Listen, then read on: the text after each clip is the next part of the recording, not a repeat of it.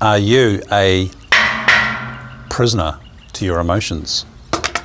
Let's discuss this. Emotional intelligence, even better than that, emotional competency is one of the most profound things you can develop as a human being, and you do need to develop it. It doesn't happen by itself. So the skill sets you learn here, the whispering state, the learning state, correct presence practice, in these frameworks, in these courses, in the coaching, gives you mastery over your emotions, which are different to your feelings. So I'm Jason Hopkinson at awakenessence.com. So let's discuss emotional intelligence. What is that? It's like your IQ, your intellectual quotient, intellectual intelligence, but the emotional variety in terms of how you function when emotions come up. So let's define feelings and emotions. Feelings are your natural states of being. Joy, peace, happiness, love, contentment, peacefulness, equanimity, and all those sorts of words, right? These are the natural states of being that you have that are actually always there in one form or another, regardless of what emotion, energy emotion, is running over the top. So how do you access your feelings and deal with your emotions, and what are they? Really, really critical, because once you master these, once you learn how to hold this, you can have these feelings happening at the same time, concurrently, i.e. they are running parallel, but your feelings will bathe your emotions so you can be functional at home, intense relationships, difficult situations, everything. And it does take, as I say here with the 4 overview ingredients, or the ingredients to success, is it takes your desire, what do you want, what you're doing about it, the structures of your presence practice, your whispering state, your learning state, plus all of those things that are in the 9-pillar framework. And then you'll start to get the evidence that you can actually be totally in the whispering, learning, or presence states while you're blowing your stack at someone, and that is a profound place, because it means you're empowered, and the anger and we'll talk about the messages shortly and what it all means. It means you can use those emotions and not get lost and be a slave to them. So you're not on that side of the jail cell, eh? That's what this is all about. And it does take time, about as quickly as it takes for you to master being, abiding, living permanently.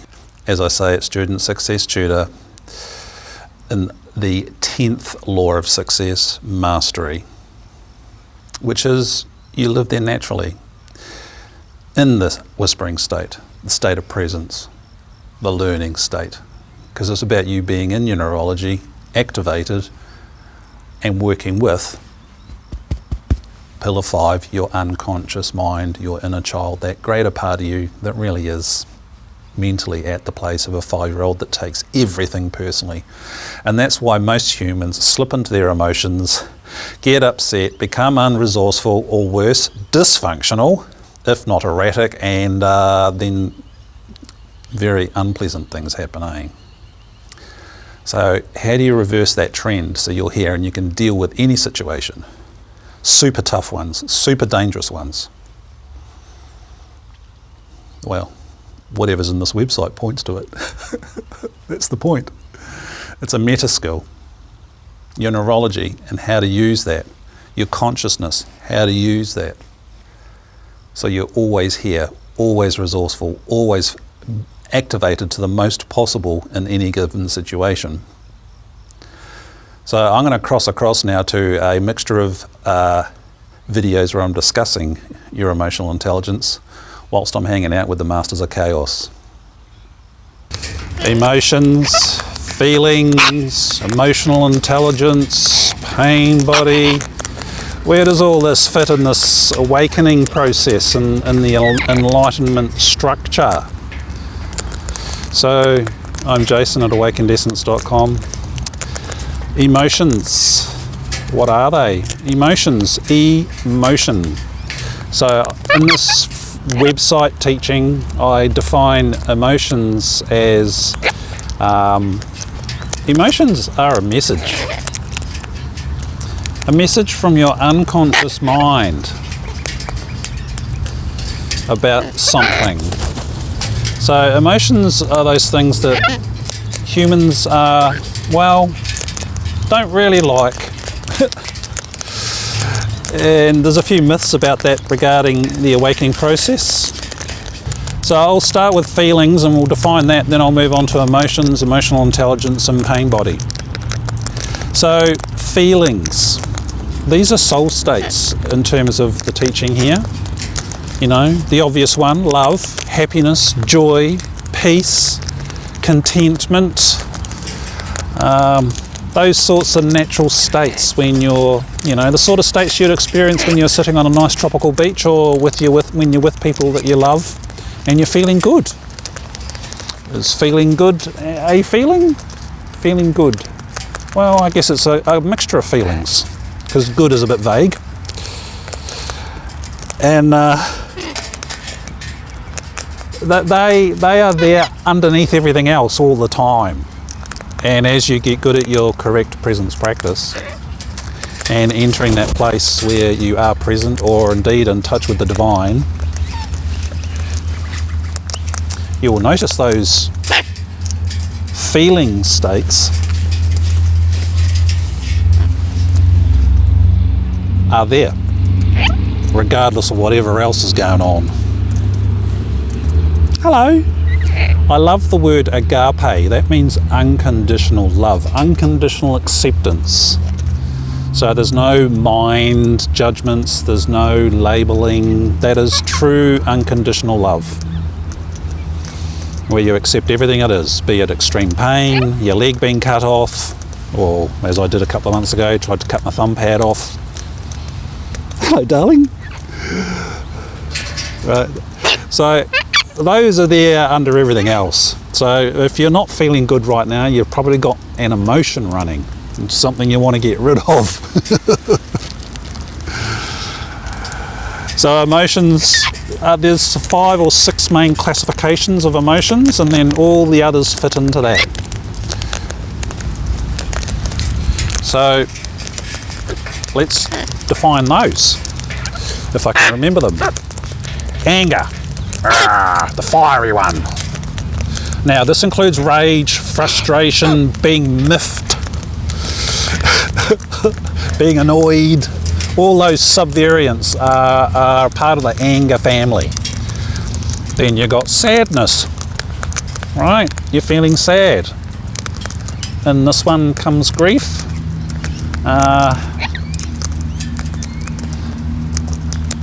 Fear.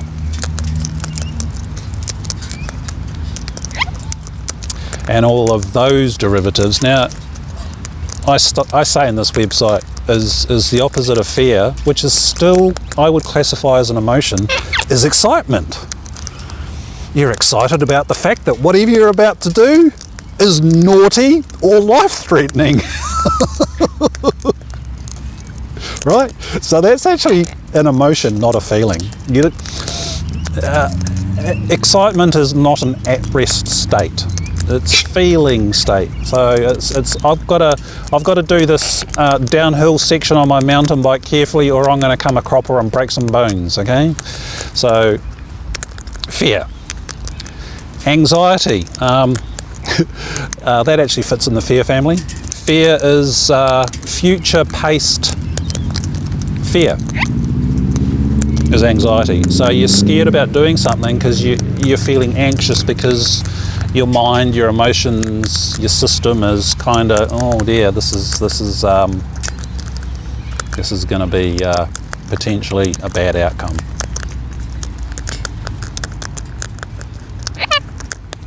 You guys are being nice and quiet. What's the fifth one? I always forget one. Anxiety, guilt. Every Catholic knows about that one, eh? The guilt, which is quite often what parents and those in authority will apply onto you to make you compliant. It's even in our language, eh? If you go to court, what are you? You're either guilty or not guilty. So all of those sorts of things us humans don't like, and we want them gone. However, and this is the secret with working with your emotions and growing your emotional intelligence and how it fits into this whole process. Your feelings, your emotions are only one thing, a messenger. So if you've got an emotion running in your system right now, so be aware of your tummy, be aware of your hands. Tummy, hands, bum, feet. Step one of correct presence practice. Be in your body. And then you can actually feel the emotions that are going on. If you're not in your body, you don't really feel your emotions, therefore you can't actually release the emotions, therefore they get stuck, they just wear their way into your energetic systems and into your physical body as stress, and then later on, dis-ease. So separate out that word, dis-ease. What does that mean? Not at ease, dis-ease. Yeah, you're being noisy. I'm doing a video. Okay? Yeah, so shut up. Please. There you go. So being aware of your belly button, feeling your backside, your hands. Notice if you're in peripheral vision or if you're zoomed in, super focused. Relax your vision and notice what's going on outside of the screen that you're watching this with. Unless you're going for a walk down the road and you're just listening to the audio. In which case, soften your vision and notice everything that's going on around you. Now back to your tummy. Yeah. So as you breathe, no need to change anything. Feel your tummy. There are your legs. And your feet. Get in there. Hello, body. Notice the rising and falling.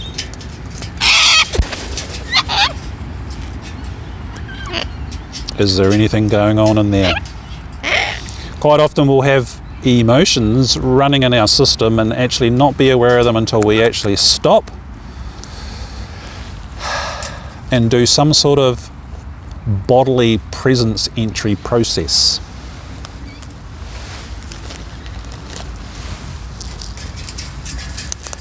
This is why if you're practicing correct presence practice, it's all about body, step one, then your inner body, which is all that other stuff, your emotions, your thoughts, your mind, your pains, your aches, your sickness symptoms.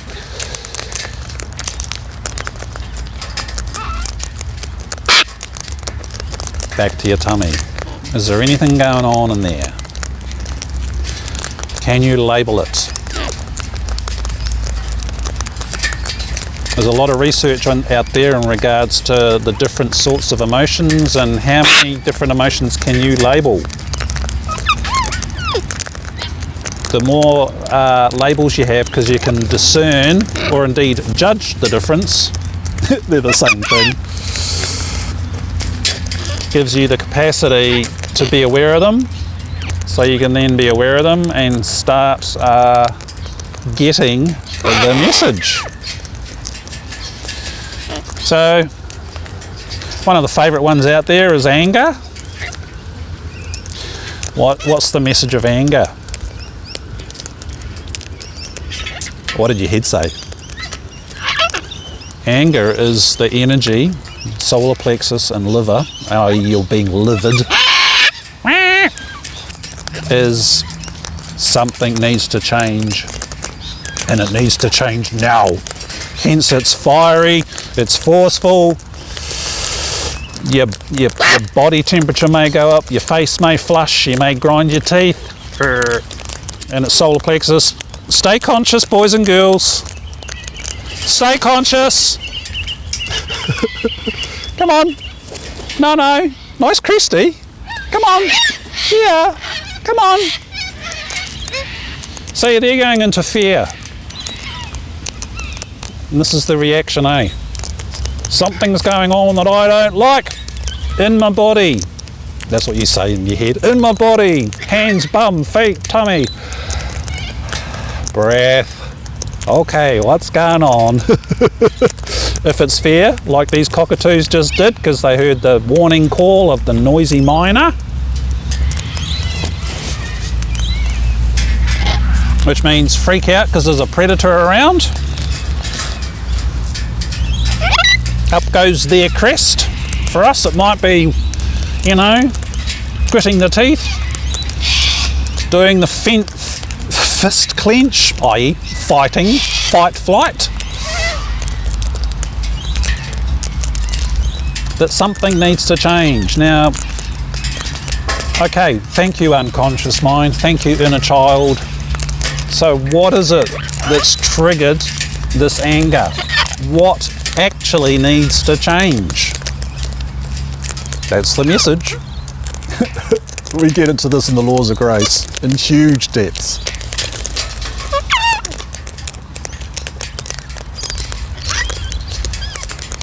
Something needs to change, and it needs to change fast. Now, if you are not practicing your presence correctly, or you haven't developed enough emotional intelligence, i.e. you're kind of present with it, what happens is people go deeply unconscious and then act out and do really things, you know, like damage stuff, say stuff you later regret, violence, you know. No, don't bite. That's the downside of anger. If you don't go, ooh, am I here? Am I present? Okay, step one. Be aware of my ass and my tummy and my hands. Actually, in the early stages, or phase one of got it, lost it, and phase two, non-abiding awakening, you know, just being aware of your hands when you start getting angry can actually just be a transformer, so you don't act out and react and do something that you and everybody else may later regret. So that's anger. Fear, terror, sadness. Well, not sadness. Fear, terror, anxiety.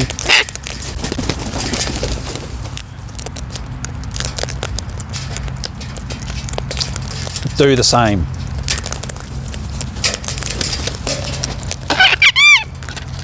And you can use those fear, anxiety type emotions as a message that I've got to be extra careful. I've got to make sure I do this right so I don't stuff up and I don't damage myself. That's the message from your solar plexus in regards to those emotions. Yeah.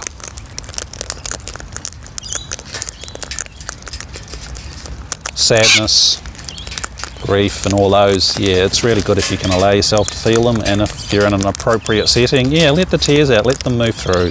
You know, that's to do with loss. Something's vanished that you're not ready to let go of yet, or you've enjoyed the company of. Be it something internal, something that didn't happen, an expectation that wasn't met. But the question is when they come up, what's the message?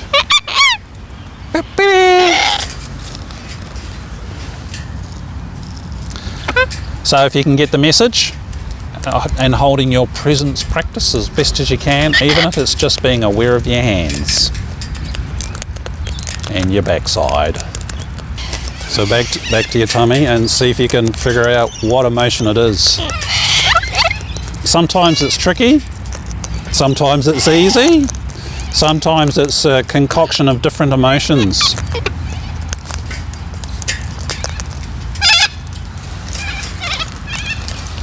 Now back to your tummy and be aware of your pelvic floor. Give it a squeeze. I'll give you a little secret. When emotions are running, if you can get into your pelvis, squeeze your pelvic floor, get down there, right down at the bottom of your torso, then you're under your emotions. That way you can feel them and not be so, well, you are associated. That's the whole point to being correctly present, is you are associated, but you're not sort of centralized within the emotions, because you are something bigger. Your presence and your inner body encapsulates your emotions. So if you can be physically aware of your lower torso, i.e. pelvic floor, your backside, then you're under them. And then you can look up, sort of. So being aware of your pelvic floor and your tummy. Allow yourself to sense what that emotion is, if there's one running.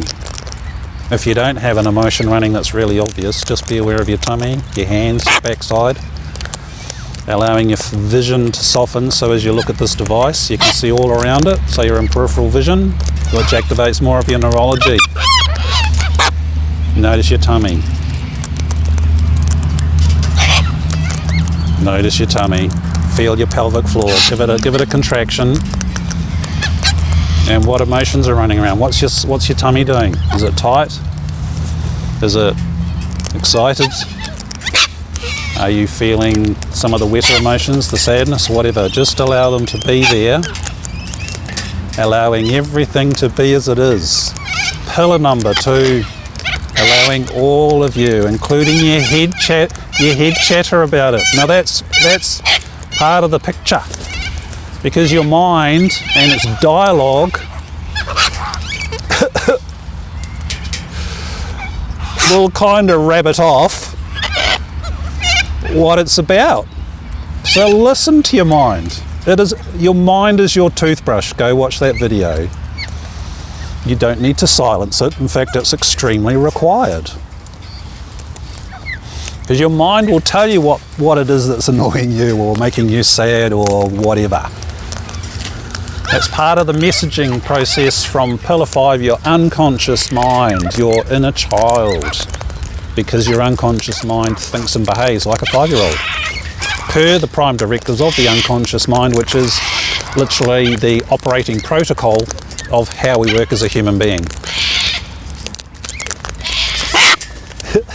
That was good.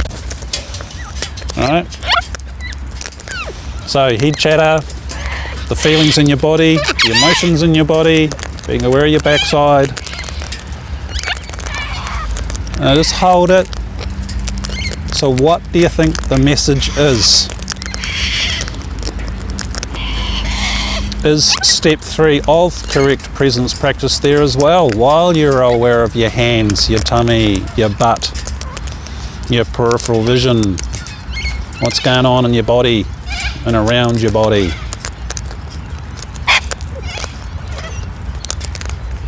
And just allow it to be there. You will get good at holding emotions. You will, with practice. That's what emotional intelligence is, being able to allow emotions to come through, so then they move out, especially if you're listening to the messages that they're there for. And it lightens your whole system. It removes the stress out of your body, which is just emotions that have got very solid inside of you, so you lock up on it.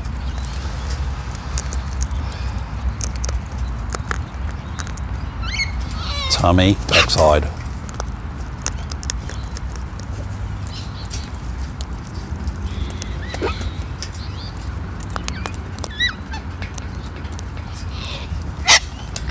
So in the awakening journey, so that's how to find your emotions, how to feel your emotions, and start getting the messages.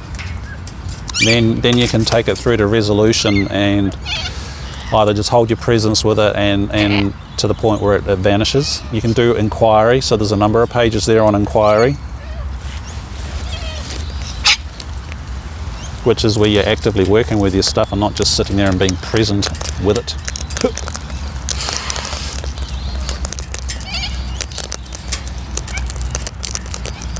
And during the inquiry process, you listen to the emotions, you listen to the messages, your head will tell you what it's about. Then you allow yourself to say, yep, okay, awesome, thank you. Until the emotions move on. Or you get the wisdom from them, you get the message, and then your unconscious mind goes, awesome, you've done that for me, thank you.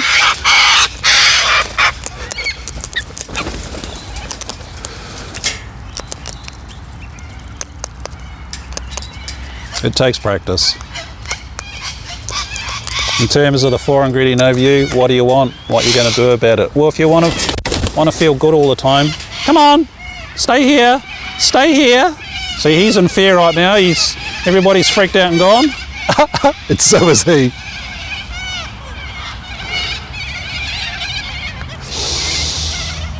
They have no filter, eh? They just act out. Unlike humans. So as you sit there holding your emotion, you can then start doing the inquiry. You ask what it's about, you sense what it's about, and then with your presence, step 3 in the correct presence practice process, you allow it just to be there.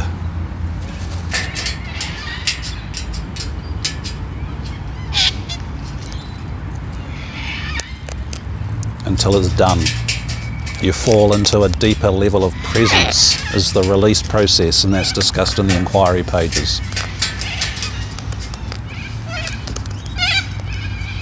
But feeling it's really important, even if you can't sit down and work on it. Say, you're at your job or whatever. You can't sit down and process your stuff for half an hour in a quiet room, can you? No. So be aware of it. Hold your presence as best as you can, or just be aware of your hands even. First part of step 1 of correct presence practice, be aware of somewhere away from your head.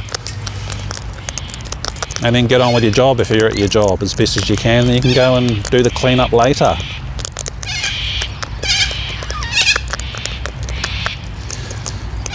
So in the awakening process, the awakening journey, phase 1, got it, lost it. Yeah, you can have super potent awakening processes and then lose it all, and then you're still a slave to your emotions and they run you. However, as you practice your presence, you will learn to hold emotions while you are present. And this is a good indicator of how well you're moving in the awakening journey. The first time you hold full-blown anger and hold your presence practice at the same time will be one of the most key events of your life. Really. Yeah, it's quite astounding. Doesn't mean the next 5 times you won't. You might, go completely unconscious and act out and all the rest. But that's all right. With practice, you'll learn to master it. You'll learn to hold. And this is where I talk about the concept of bandwidth, or your spiritual pipe. So, bad, good. I said bad and you bit me. I love these birds, they just act out. Usually what I'm talking about. So as you practice your presence practice, when your emotions are running, you'll get better at holding them. So you have the emotion happening and you have your steps to presence practice happening concurrently. And what happens is you learn to function and hold them, which is Daniel Goleman's term for emotional intelligence. So you stay conscious, you stay at choice, even while you feel, technical word, crap, i.e. any emotion. Because feelings are soul states and they feel good. Hello, Miss Brown.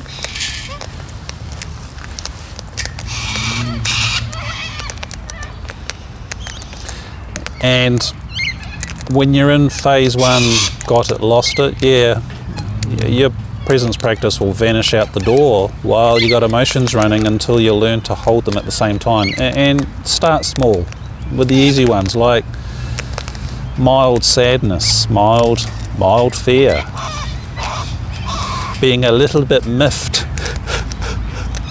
Not angry, a little bit miffed, a little bit cheesed off. It's in our language, eh? I love it. If you're absolutely livid, no, not in phase 1, got it, lost it, chances are you will not hold presence practice. You will not be at step 3 presence while you're blowing your stack at someone. This all happens because presence is always here, and that's just common sense, eh? Pillar 9, common sense, that if presence is always here, then it just is, man.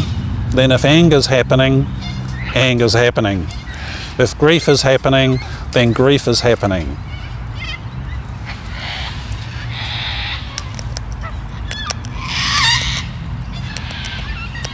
How's your backside? How's your tummy? Has it moved on?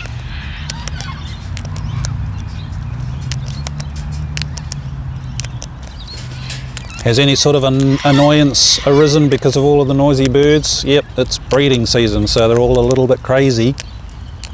Backside, tummy. So as you listen to the messages of the emotions, then they will move through. Now, again, allowing everything to be as it is, some things will take longer to shift than other things for numerous reasons. Stuff like trauma, of course, is locked into cells, possibly locked into DNA, locked into your heart brain, your brain stem, your amygdala system,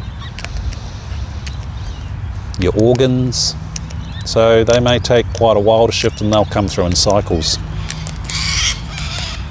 It's not a, oh, I'll just hold presence for 5 seconds and everything's going to vanish. That's a vague myth, unless that's, your evidence. And if it is, excellent. Send me an email or call me and tell me how you did it. So cycle through your 4 steps to correct presence as best as you can, as frequently as you can when the emotions are running. Get the message. And when you're releasing them, if you're putting positive beliefs and all that sort of stuff back in, it's important that the next time the situation comes up, you actually consciously choose to embark on the right behaviour, the right actions, whatever it is that caused it. That's how you're proving to God that you've passed the test. You're proving to your unconscious mind, hey, I can handle this. Awesome. That's why I suggest the success journal, the presence diary. So you can record all of this stuff and notice what trips you out so you can't get your presence back.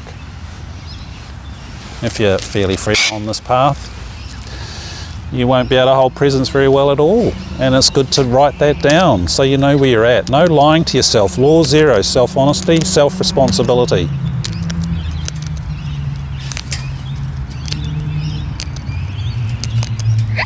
Are you still here?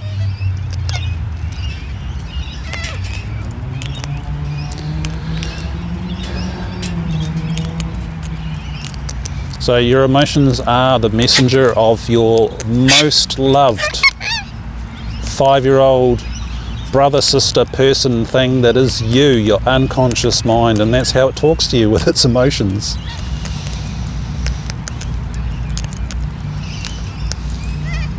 And humans are terrified of them, and most humans are not terribly emotionally competent or emotionally intelligent. So therefore how they relate to others isn't so great.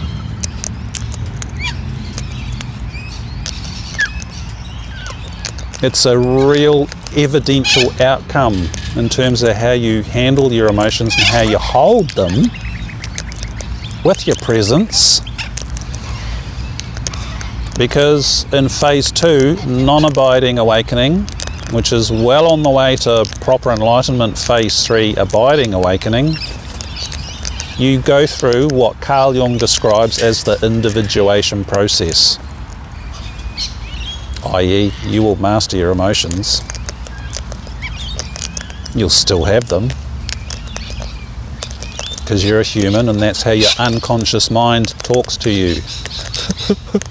It's real grist for the mill. Being a human being and on the spiritual path is emotional intelligence and growing that and being okay with them. To think you're going to hit some sort of enlightenment thing and you don't feel anymore and have emotions is a pure myth. Unless you're super extremely evolved. And I've seen some of the best teachers on this planet. Yeah, they use their emotions all right. There's a lot of stories out there about some of the top class teachers on this planet and where they yell, the walls shake. Because you can scream and yell and still be present at the same time. If you haven't experienced it, well, I've seen it happen. I can do it. So this is how you gauge your process, your practice, and your progress. Learn to nurture them like you would a 5-year-old that you love to bits, because that's your unconscious mind. In the Laws of Grace course, we get right into all this stuff, how to deal with anger and all the different emotions, and we'll cover it in coaching. Having an emotional reaction to something is a good sign that there's something there for you to look at. If you do active inquiry, i.e. actively processing your stuff, so your behaviours, your feelings and your emotions align better. State change. So make contact if you have any questions around this. Test it. What's the evidence? If you're after this enlightenment thing, yeah. Can you hold full-blown anger and be present at the same time? Can you have God blasting through you and be blissed off your face while you're experiencing hardcore trauma? This will happen. If it's happened in this neurology, it can happen in yours, because we're all the same. We're all DNA bags of meat. Did that make sense? I hope so. This is a side benefit of these abilities to work with your consciousness, work with your neurology, so you're fully resourceful and in the learning state, the whispering state, or presence as I call it for the adults. Doesn't mean you won't stop feeling them, because that's what's required. As I said, they are a message from your unconscious mind that some sort of action or some sort of something or other, like with sadness or grief, it's about, being okay and letting it out and letting it go. It's about you allowing those things and getting the messages and then taking the corrective action. So it doesn't need to hold them and then store them in the body as stress. It's a really profound progression, and it is ingredient 3, success factor 3. It is a measure of success. Because if you learn how to work with your emotions, then a lot of psychological conditions and things that are stuck can move, and you can progress forward and have much better relationships, which are the key to a good life, eh? Being a hermit's no fun, even if you have wildlife around you. And that can be the focus of the coaching, regardless of what we're doing, whether it's academic life coaching, the whispering, or you're coming into coaching because you're an adult and you want to master life and master you. So I'm Jason. Make contact if you have any questions. Here comes the sun, boys and girls. Up there. Who's coming up? You are. Hey, who's this? Is that you, Raspberry? Patience.